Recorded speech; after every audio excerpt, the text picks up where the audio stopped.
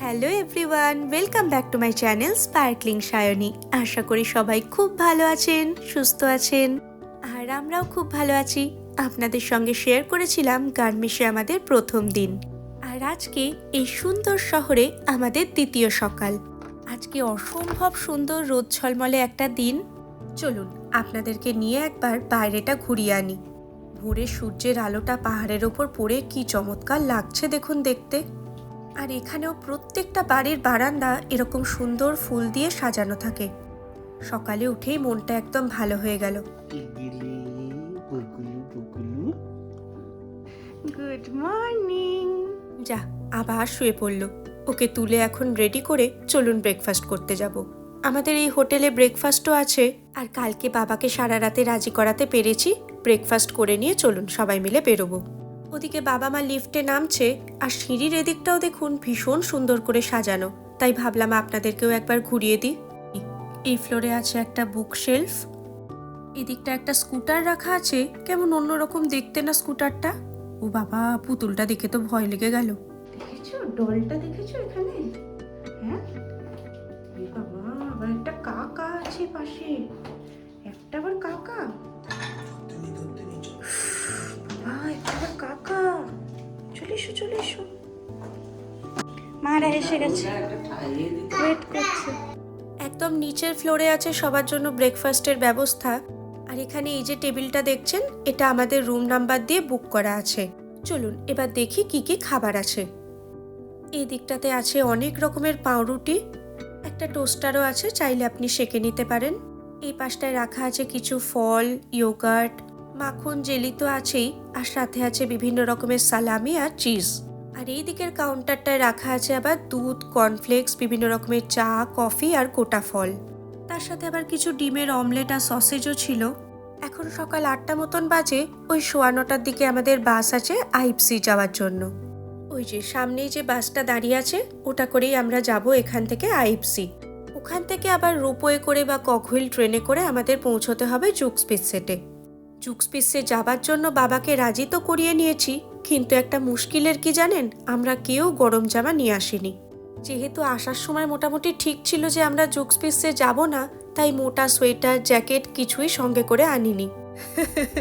আমরা দাঁড়িয়ে ফটো তুলছিলাম, হঠাৎ করে দেখে চমকে গেছি। তো আমাদের এখন বাস থেকে যেখানে নামালো, সেখান থেকে জুকস্পিসের টিকিট পাওয়া যাবে। ওই যে সামনেই যে বিল্ডিংটা দেখা যাচ্ছে, ওটাই হচ্ছে টিকিট কাউন্টার। আর কেবিল কারগুলো এখান থেকেই ছাড়ে। ওই দেখুন সামনে দিয়ে একটা যাচ্ছে, এই কেবিল কারগুলোই আপনাকে নিয়ে যাবে একদম জুকস্পিসের ওপরে। আর জুকস্পিসে হলো জার্মানির সবচেয়ে উচ্চতম জায়গা। ওই যে লেখা ছিল টপ অফ জার্মানি। চলে এসছি আমরা টিকিট কাউন্টারে। সেরকম খুব একটা ভিড় নেই, কিন্তু ওদিকে আছে ক্যাশ কাউন্টার, আর এদিকে মেশিনেও টিকিট কাটা যায়। তো আমরা এখন কাউন্টারেই যাচ্ছি টিকিট কাটবো বলে। আর এখানে আবার কিন্তু দুরকম টিকিটের দাম আছে। গ্রীষ্মকালে যদি আপনারা আসেন তখন একরকম দাম, আর শীতকালে আর এক রকম। গরমকালেই লোকে এখানে বেশি আসে। শীতকালে টিকিটের দাম হচ্ছে 62 ইউরো করে, আর গরমকালে এখানে টিকিটের দাম হচ্ছে 72 ইউরো করে। মানে ওই ভারতীয় টাকায় বলতে গেলে 5,500 টাকা আর 6,500 টাকা। তো আমরা ঠিক করলাম যাবার সময় ককহুইল ট্রেনে করে যাব, আর ফেরার সময় কেবিল কারে ফিরবো। আসা যাওয়া দুটো টিকিটই এর মধ্যে ইনক্লুড আছে। ট্রেন বা কেবিল কার যে কোনোটাই আপনি চড়তে পারেন। এই হচ্ছে ককহুইল ট্রেন। কেবিল কারের থেকে এই ককহুইল ট্রেনে যেতে সময় একটু বেশি লাগলেও যাবার সময়টা আমি বলবো এই ককহুইল ট্রেনে যেতে, কারণ ট্রেনের ভিউটা অসম্ভব সুন্দর। গোটা এই আইএফসি লেকটা আপনি যাবার পথে দেখতে পাবেন। পাহাড়ের উপর থেকেও এই লেকটা দেখা যায়, কিন্তু যাবার পথের যে ভিউটা দুর্দান্ত। আর এই ট্রেনটার বৈশিষ্ট্য হলো আসা যাওয়া দুদিকের ট্রেনই কিন্তু একটা লাইনে চলে। তবে উল্টো দিকের ট্রেনটাকে যেহেতু পাস করাতে হবে, তাই মাঝখানে এরকম লাইনটা দুভাগ হয়ে যায়। সেখান থেকে দুটো ট্রেন দুদিকে ঘুরে যায়। আবার তারপর গোটা রাস্তাটা ওই একটা লাইনেই চলে। দেখুন দুটো লাইন মিশে গিয়ে আবার একটা লাইন হয়ে গেল। আর এই আমরা ট্রেনে করে এসে পৌঁছলাম জুকস্পিসেতে। আর ট্রেনে করে আসতে আমাদের সময় লাগলো 45 মিনিট মতন। গরমকালেও এখানে কিন্তু বেশ ভালোই বরফ আছে চারিদিকে, তবে ঠান্ডাটা অতটা খুব একটা লাগছে না, কারণ হাওয়াটা দিচ্ছে না বলে। আর শীতকালে যদি আপনারা এখানে আসেন তখন কিন্তু চারিদিকটা একদম বরফে ঢেকে থাকে, আর তখন স্নো বুট ছাড়া একদমই এখানে আসা যাবে না। এখানে পৌঁছানোর কিন্তু আরও একটা রাস্তা আছে। ট্রেনে করে বা কেবল কারে করে যে আসা যায় সেটা তো আপনাদের বললামই। আর একটা উপায় হলো হেঁটে হেঁটে, হ্যাঁ মানে হাইকিং করেও আপনারা এখানে আসতে পারেন। তবে এখানে আসার জন্য সব থেকে ভালো সময় হলো জুন মাসের মাঝামাঝি থেকে সেপ্টেম্বরের মাঝামাঝি। এদিকে মোটা জ্যাকেট তো ছেড়েই দিন, আমরা কেউ স্নো বুটও পরে আসিনি, তাই বরফের মধ্যে সমানে আমাদের পা পিছলে যাচ্ছে। ওই দেখুন একা একা উঠতে গিয়ে কি অবস্থা, পা পিছলে পিছলে খালি পড়ে যাচ্ছে। ওদিকে ওর কান্না ভোলাতে গিয়ে ওকে কোলে নিয়ে আমি উঠে আমি নিজেই স্লিপ কেটে যাচ্ছি। আর বহু লোককে দেখছি এখানে স্লেজিং করছে। স্লেজ গাড়িগুলো এখানেই রাখা থাকে, ফ্রিতেই নেওয়া যায়। তো আমি এর আগে কোনোদিনও স্লেজিং করিনি, আমার ভীষণ ইচ্ছে হচ্ছিল স্লেজ করতে। ওখান থেকে একটা স্লেজ গাড়ি নিয়ে রনিকে বসিয়ে দিয়েছি। এদিকে আমার জুতোটা যেহেতু স্নো বুট নয়, বরফের মধ্যে গেছে স্লিপ কেটে। ওদিকে অভিক ভিডিও করতে করতে সমানে বলে যাচ্ছে পড়ে যাবে। আসলে কি হয়েছে, ডান পাশে যে সাদা বরফটা দেখতে পাচ্ছেন, স্লেজিংয়ের জায়গাটা ছিল ওই দিকে, আর আমি ভুলবশত এদিকের এই কালো বরফটার মধ্যে চলে এসেছি। সাদা বরফগুলোর মধ্যে গ্রিপ পাওয়া যায়, এই কালো বরফগুলো প্রচণ্ড স্লিপারি হয়। কোনো রকমে এসে যখন নিচে মাটিতে দাঁড়ালাম, যেন মনে হলো উফ, ধরে প্রাণ ফিরে পেলাম। অনেক স্লেজিং হয়েছে। গাড়িটা যেখান থেকে নিয়েছিলাম সেখানেই জমা রেখে চলুন ঝটপট কয়েকটা ফটো তুলে সামনেই একটা চার্চ আছে ওটা দেখে আসি। 1980 সালে এই চার্চটির নির্মাণ কাজ শুরু হয়, আর 1981 সালে এটি সকলের জন্য খুলে দেওয়া হয়। এই জায়গাটি যেহেতু জার্মানির সবচেয়ে উচ্চতম জায়গা, তাই এই চার্চটি হলো জার্মানির সবচেয়ে উচ্চতম জায়গায় অবস্থিত একটি চার্চ। চলুন এখান থেকে আমরা যাব এর ওপরের লেভেলটাতে। আর এই উপরের লেভেলটায় যাওয়ার জন্য একমাত্র অপশান হচ্ছে এই কেবল কার। বিশাল বড় একটা বাক্স, যেখানে পুরোটাই দাঁড়ানোর জায়গা, বসার জায়গা খুবই কম। পিঁপড়ের মতো ওখান থেকে লাগছে, এখানে তো মানুষ দেখতে পাচ্ছি। ক্যামেরায় কতটা বোঝা যাচ্ছে জানি না, ওই যে কালো কালো পিঁপড়ের মতন লাইন দিয়ে চলেছে, ওটাই হচ্ছে পায়ে হেঁটে পাহাড়ে ওঠার রাস্তা। এই সময়টায় যেহেতু বরফ একটু কম থাকে, তাই এখন রিস্কটাও অনেকটাই কম। বহু মানুষ কিন্তু এভাবে পায়ে হেঁটেও ওপরে ওঠেন। এত উঁচুতে উঠতে উঠতে কান বন্ধ হয়ে যাচ্ছে। ও এখানে, হ্যাঁ পৌঁছে গেছি আমরা উপরের লেভেলটাতে। উফ, এখান থেকে ভিউটা অসাধারণ। সামনে থেকে একবার দেখাই আপনাদেরকে। সমুদ্রপৃষ্ঠ থেকে এই জায়গাটির উচ্চতা প্রায় ৯,৭১৮ ফিট। আর ওই যে দূরে দেখা যাচ্ছে পাহাড়ের মাথায় দেখতে পাচ্ছেন কয়েকজন লোককে। ওই জায়গাটায় পৌঁছতে গেলে কিন্তু বেশ অনেকটা পরিশ্রম করে যেতে হবে। এই দিক দিয়ে যে সিঁড়িগুলো নেমে গেছে দেখতে পাচ্ছেন, ওই সিঁড়ি দিয়ে গিয়ে নিচ দিয়ে রাস্তা করা আছে, সেখান দিয়ে আপনাকে উঠতে হবে এই পাহাড়টায়। এই যে ছোট ছোট মইয়ের মতন সিঁড়িগুলো আছে, সেটা দিয়ে আপনাকে উঠে যেতে হবে ওই জায়গাটায়। আর যেখানে আমরা বাস থেকে নেমেছিলাম আইপসি লেকের কাছে, এই হচ্ছে পাহাড়ের ওপর থেকে সেই লেকটার ভিউ। অসম্ভব সুন্দর জলের কালারটা। এই পাহাড় থেকে নেমে আমরা ওই লেকের কাছেও যাব, তখন আপনাদের সামনে থেকে লেকটাকে দেখাবো। আর এই জায়গাটায় দেখাচ্ছে এখন কটা বাজে, এখানকার তাপমাত্রা কত, হাওয়ার গতিবেগ কত। এখন বাজে ওই দুপুর 12টা বাজতে 5 মতন, আর এখন তাপমাত্রা দেখাচ্ছে 10 ডিগ্রি। খুব বেশিক্ষণ আর এই উপরে থাকবো না। নিচের লেভেলের তাপমাত্রা ছিল 13-14 ডিগ্রি মতন, অতটা খুব একটা ঠান্ডা লাগছিল না। আরেকজনকে দেখুন কি খুশি সে হয়েছে। আর একটা খুব ভালো হয়েছে যে আজকের ওয়েদারটা খুব ভালো, এত সুন্দর রোদ উঠেছে বলে অতটাও ঠান্ডা লাগছে না। আর এদিকে একটা মিউজিয়াম আছে, একটা রেস্টুরেন্ট আছে। আর এই জায়গাটায় দুটো দেশ দিয়েই আসা যায়। আমরা যেমন জার্মানি দিয়ে এসছি, অস্ট্রিয়া থেকেও কিন্তু এই জায়গাটায় আসা যায়। তাই আরেক দিকে যে কেবল কার আছে, সেই কেবল কারে করে আপনি অস্ট্রিয়া পৌঁছতে পারবেন। তার জন্য অবশ্যই আলাদা টিকিট আছে। এই টিকিটে কিন্তু অস্ট্রিয়ার কেবল কারে ওঠা যাবে না। তাই একটু উকিঝুঁকি মেরে দেখার চেষ্টা করছি, যদি একটু উপর থেকে দেশটাকে দেখা যায়। মজা করছিলাম। চলুন এবার ফিরে যাই।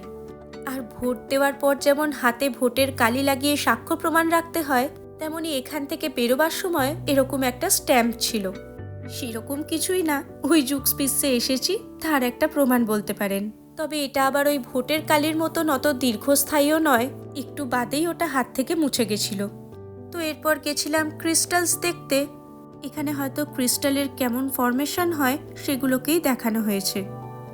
খুব বেশি এখানে দেখার কিছু নেই। তো এরপর চলে গেছিলাম গ্লেসিয়ারে। এই জায়গাটাতে অনেকটা বরফ ছিল, আর এটা অনেক পুরনো বরফ, তাই এই জায়গাটাতে ছবি তুলতে গিয়ে সবাই বোধহয় একবার করে পা পিছলেছে। আর এবার আপনাদেরকে একটা দারুণ ইন্টারেস্টিং জিনিস দেখাবো। এখানে আবার কিন্তু শুধু দিনের বেলায় নয়, রাতেও থাকার ব্যবস্থা আছে। এই হোটেলগুলোকে বলে ইগলু ডোম। পুরো বরফের তৈরি একটা হোটেল, যেটার মধ্যে থাকা, খাওয়া, শোয়া সব রকম ব্যবস্থা আছে। শুধু তাই নয়, এগুলোতে আবার ওয়াশরুমও থাকে। কিন্তু এই বরফের হোটেলগুলোতে থাকতে গেলে আপনাদের কিন্তু শীতকালেই যেতে হবে। মোটামুটি ডিসেম্বর মাসের শেষ থেকে এখানে ইগলু সেশন শুরু হয়, আর এপ্রিল মাসের মাঝামাঝি পর্যন্ত এই হোটেলটা খোলা থাকে। দেখতেই পেলেন এখানে বিভিন্ন রকমের ঘর আছে, আর এই ঘরগুলোর ভাড়া হয় 400 ইউরো থেকে 900 ইউরোর মধ্যে। ভারতীয় টাকায় ধরতে গেলে এক রাতের থাকার খরচ এখানে 35,000 থেকে 80,000 টাকার মতো। প্রত্যেকটা ঘরেই এখানে খুব সুন্দর করে বরফ দিয়ে কারুকাজ করা থাকে, তার সাথে আবার এখানে জাকুজি, সনা এগুলোও আছে। আর এই খরচের মধ্যেই অনেক কিছু ইনক্লুডিং থাকে, যেমন এখানে একটা ওয়েলকাম ড্রিঙ্ক থাকে। সকালবেলা ঘুম থেকে উঠে স্লিপিং ব্যাগ থেকে বেরোতে না বেরোতেই আপনার সামনে হাজির হয়ে যাবে গরম গরম ধোঁয়া ওঠা চা, তার সাথে কমপ্লিমেন্টারি ব্রেকফাস্ট, আরও অনেক কিছু থাকে। তো আমরা এখানে এসেছিলাম জার্মানির দিক দিয়ে, যেটা বাঁ দিকে, আর এখান থেকে ডান দিকে গেলে আপনি সোজা পৌঁছে যাবেন অস্ট্রিয়াতে। যেহেতু গরমকালে এসেছি, তাই আর এবারের মতন তো বরফের হোটেলে থাকা হলো না। তবে এখানে রাতে না থাকলেও কিন্তু দিনের বেলাও আপনারা ঘুরে যেতে পারেন। এই যে আরেকজন যেখানেই টেডি বিয়ার দেখে দাঁড়িয়ে পড়ে। আর আমাদের ঘোরা মোটামুটি শেষ, দুপুরই 1টা মতন বাজে। চলুন এবার ফেরার পথ ধরি। আসার সময় আমরা কগহুইল ট্রেনে করে এসেছিলাম, আর এবার যাবার পথে আমরা যাব কেবল কারে। ওই যে দূরে দেখা যাচ্ছে আইপসি লেকটা, ওখানেই আমরা নামবো। ফেরার পথে লেকটাও একবার দেখে নেব, কারণ আর তো এদিকে আসা হবে না।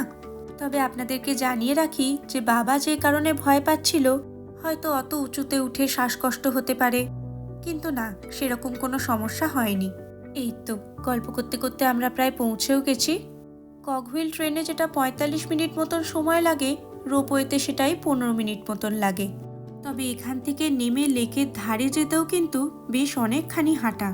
প্রায় 15-20 মিনিট হেঁটে আমরা পৌঁছলাম এই লেকের ধারে। ফুলটা কি সুন্দর লাগছে দেখতে, দেখুন। তবে এখানে আর বেশিক্ষণ দাঁড়াবো না, কারণ সেই কোন সকালে খেয়ে বেরিয়েছি। মাঝে অবশ্য টুকটাক কিছু খেয়েছিলাম, কিন্তু এখন প্রচণ্ড খিদে পেয়ে গেছে। কিন্তু এই লেকের ধারেও অনেকেই সময় কাটান। এখানে বোটিং করা যায়, অনেকেই সুইমিং করে, আবার এমনিও বসে এখানে অনেকে সময় কাটান। এই লেকে আসার জন্য কোনো এন্ট্রি ফি নেই, যে কেউ এখানে আসতে পারেন। চলুন এবার আমরা আবার ফিরে যাই গার্মিশে, দেখি গিয়ে কোথায় খাওয়া যেতে পারে। আসার সময় মনে আছে গার্মিশ থেকে একটা বাসে করে সোজা আমরা এসে পৌঁছেছিলাম আইপসিতে, আর ফেরার পথে দেখুন কি বিপত্তি। সামনেই নাকি একটা বিশাল বড় দুর্ঘটনা ঘটেছে, তাই সমস্ত গাড়ি এখন দাঁড়িয়ে গেছে। বাস তো ছেড়েই দিন, ছোট গাড়িগুলো এক পাও নড়ছে না। সামনেই ট্রেন স্টেশন বললেই তো এখানে। আমরা তো যাও বা হাঁটছি, রনি তো অত হাঁটতেও পারছে না, তাই কখনো আমার কোলে, একটু দূর গিয়ে আবার বাবার কোলে, এইভাবে ওর গোটা রাস্তাটা গেছে। বাসে খানিক দূর আসার পর দেখছি গোটা রাস্তাটা অসম্ভব জ্যাম। তখনই মনে হচ্ছিল সামনে হয়তো কিছু একটা হয়েছে, কারণ এত জ্যাম তো হবার কথা না। হ্যাঁ, সত্যি যারা ট্যুরিস্ট বাসে করে এসেছে তাদের তো আর কোনো দিকে যাবার কোনো অপশান নেই। তবু আমরা যারা বাসে করে যাচ্ছিলাম, ড্রাইভার বলে দিলেন এখান থেকেই একটা কগহুইল ট্রেন আছে, সেটা সোজা গার্মিশ যাবে। কি করে মানুষ এই ট্রেনটা দাঁড়িয়ে আছে আমাদের জন্যই। চল চল চল, ওঠো ওঠো ওঠো ওঠো। ফাইনালি আবার কগহুইল ট্রেনে দুদিকে দুটো দাঁড়িয়ে আছে। এটাও কখন ছাড়বে কোনো ঠিক নেই, বাসের জন্য এটা অনেকক্ষণ ধরে ওয়েট করছে মনে হয়। যাক, ট্রেনটা ছেড়েছে। ওই দেখুন দূরে আমাদের বাসটা দাঁড়িয়ে আছে। রাস্তায় একটা গাড়িও নড়ছে না, সমস্ত গাড়ি দেখুন লাইন দিয়ে দাঁড়িয়ে আছে। কি যে হয়েছে ঠিক বোঝা যাচ্ছে না, সামনে কোনো বড় অ্যাক্সিডেন্ট হয়েছে নাকি কেউ অসুস্থ হয়ে পড়েছেন। তবে অনেকগুলো অ্যাম্বুলেন্স এসে দাঁড়িয়ে আছে দেখুন। রাস্তাঘাটে এসব দেখলে কি যে ভয় লাগে। আর এসবের জন্য আমাদের পৌঁছতেও অনেকটা দেরি হয়ে গেছিল। এখন বাজে বিকেল 3:45 মতন, সব রেস্টুরেন্ট বন্ধ হয়ে গেছে। অতএব এই বার্গার কিংয়ে এসেই আমাদের লাঞ্চ করতে হচ্ছে। সেখানেও আবার দেখি একটা বার্গার কম দিয়েছিল, আবার গিয়ে তাকে নিয়ে এলাম। চলুন তাহলে এখন খেতে খেতে ভিডিওটা এখানেই শেষ করছি। আজকের দিনের বাকি ভিডিওটা নিয়ে ফিরে আসবো খুব তাড়াতাড়ি। সবাই খুব ভালো থাকবেন, সুস্থ থাকবেন, আনন্দে থাকবেন। আর ভিডিওটা ভালো লাগলে একটা লাইক করে দেবেন। তাহলে আজকের মতন টাটা।